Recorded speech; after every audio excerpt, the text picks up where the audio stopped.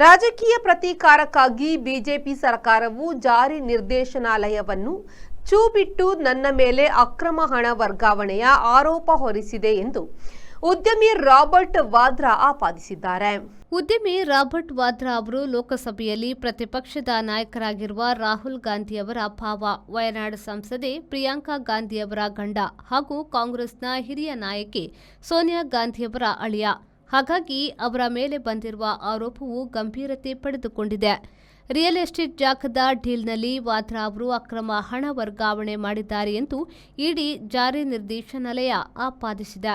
April 8ರಂದು ಇಡಿ ಮೊದಲ summons ನೀಡಿತ್ತು. ಈಗ ಎರಡನೆಯ ಸಮನ್ಸ್ ನೀಡಿರುವುದರಿಂದ ವಾದ್ರಾ ಅವರು ಕೆಲವು ಬೆಂಬಲಿಗರೊಡನೆ ಮಂಗಳವಾರ ಜಾರಿ ನಿರ್ದೇಶನಾಲಯದ ಕಚೇರಿಗೆ ವಿಚಾರಣೆ ನಡೆದು ಬಂದರು. ಅಕ್ರಮ ಹಣ ವರ್ಗಾವಣೆ ತಡೆ ಕಾಯ್ದೆಯಡಿ ಅವರ ವಿಚಾರಣೆ ನಡೆದಿದೆ. ನಾನು ಜನರ ಪರ ಸ್ವರ ಎತ್ತಿದಾಗಲೆಲ್ಲ ನನ್ನನ್ನು ತುಡಿಯಲು ಈ ಸರ್ಕಾರ ಯತ್ನಿಸಿದೆ.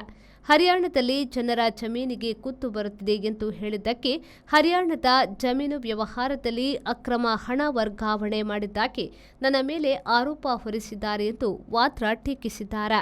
ಯಾವಾಗ ಮೋದಿ ಹೆದರುವರೋ ಆಗ ಅವರು ಜಾರಿ ನಿರ್ದೇಶನಾಲಯವನ್ನ ಮುಂದೆ ಬಿಡುತ್ತಾರೆ ಎಂದು ಬೆಂಬಲಿಗರು ಹಿಂದಿಯಲ್ಲಿ ಘೋಷಣೆ ಕೂಗುತ್ತಿರಲು ವಾದ್ರಾ ಅವರು ಇಡೀ ಕಚೇರಿಗೆ ನಡೆದೇ ಬಂದರು.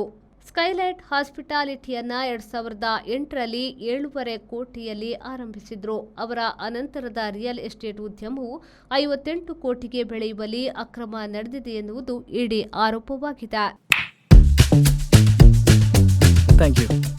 Ajanta Business Center provides comfortable space where work gets done with more ease. A friendly environment means less of stress, more of teamwork. Sir?